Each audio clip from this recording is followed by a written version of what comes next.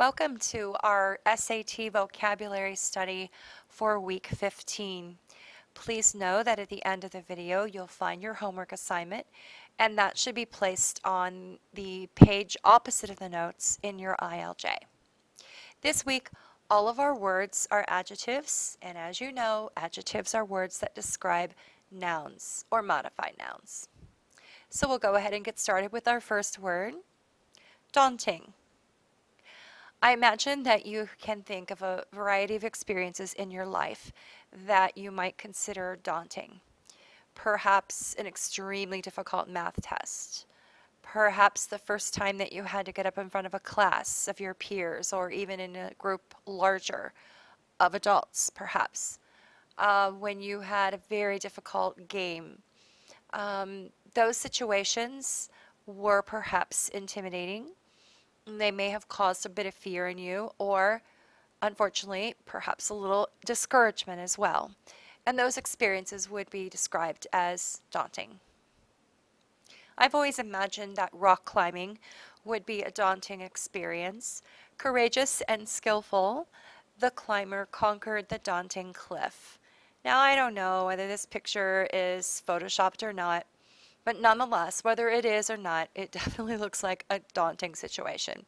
There is no way you could pay me enough money in the world to do this. But it looks cool. Our next word is morose, and I imagine that some, if not all of you, might be morose about the fact that you're doing homework right now. Morose is simply gloomy or sullen. Notice the forms of the words that I've included here. You can add an ly to form an adverb, and of course that could describe a verb, an action, and even an NES to create a noun. Gloomy or sullen.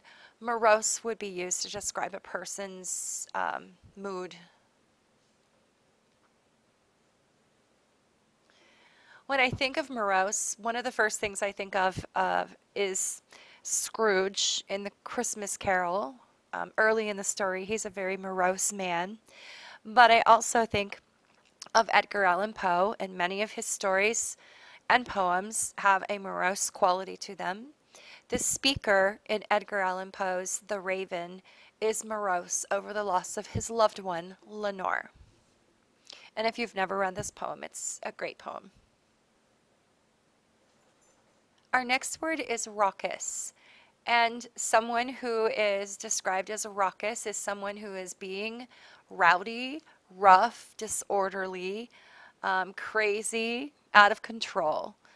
You could go to a raucous party, or you can be in a crowd of raucous individuals. And I hope that you're never in a classroom full of a bunch of raucous students. Again, you can add an ly to form an adverb or an NES to form a noun.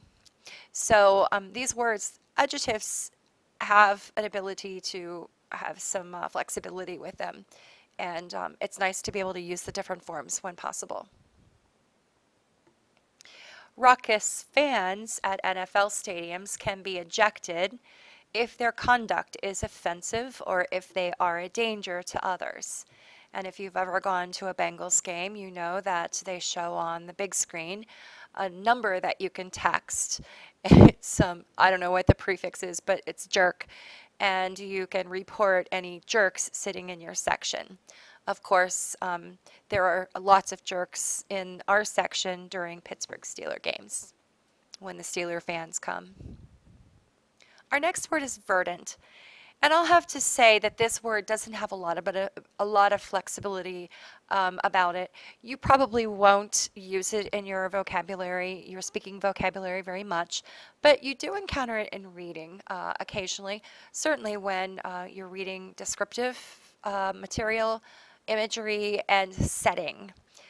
It simply means green, green with vegetation, something that's covered with plants and grass. We hope that soon our landscape will be once again verdant with springtime. And here is a picture of one of the gardens at the Palace of Versailles in France. If you ever visit the Palace of Versailles in France, you'll be amazed at the acres and acres of verdant gardens and statues and ruins and all kinds of cool things. It's a very neat place. We finish up this week with tranquil. And tranquil is calm, peaceful, something that's free from commotion, quite the opposite of raucous. I can imagine sitting on a beach with the water splashing in against the sand as being a very tranquil situation or tranquil setting. You can form this word into a noun, tranquility. Oh, and there's our beach. After a long school year, wouldn't it be nice to escape to a tranquil hideaway for a respite? And hopefully you remember what the word respite means. Okay, so that's the end of our words. Now it's time for your homework assignment.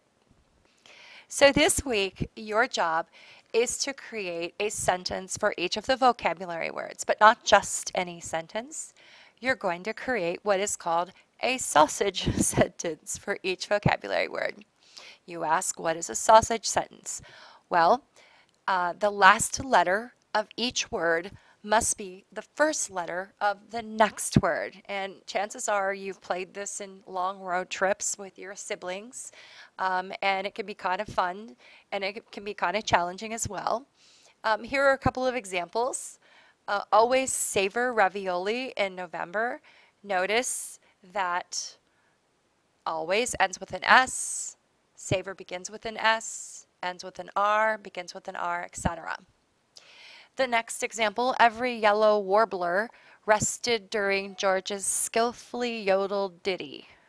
Warbler is a bird, little bird, and a ditty is a little song. So here are some guidelines. Title your ILJ page sausage sentences. You can even decorate it with little sausages if you like. That would make me smile. Use each word in a sentence. So when you make these sentences, you got to use the words, and sometimes you forget to use those words. Each sentence must be 5 to 9 words long and follow the sausage pattern. The longer sentences are more challenging, so I urge you to challenge yourself.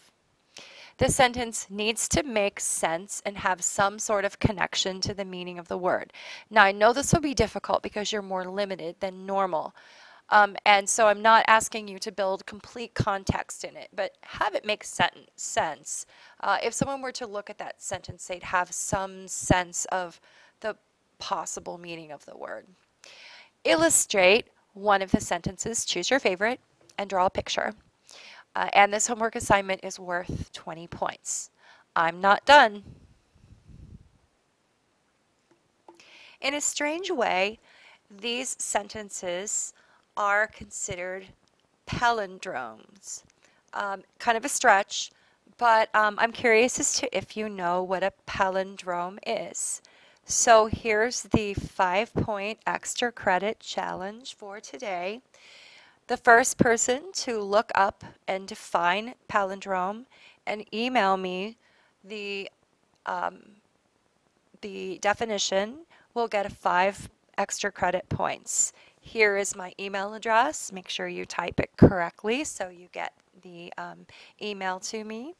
And again, you need to be the first person to email that, and you'll get the 5 extra credit points.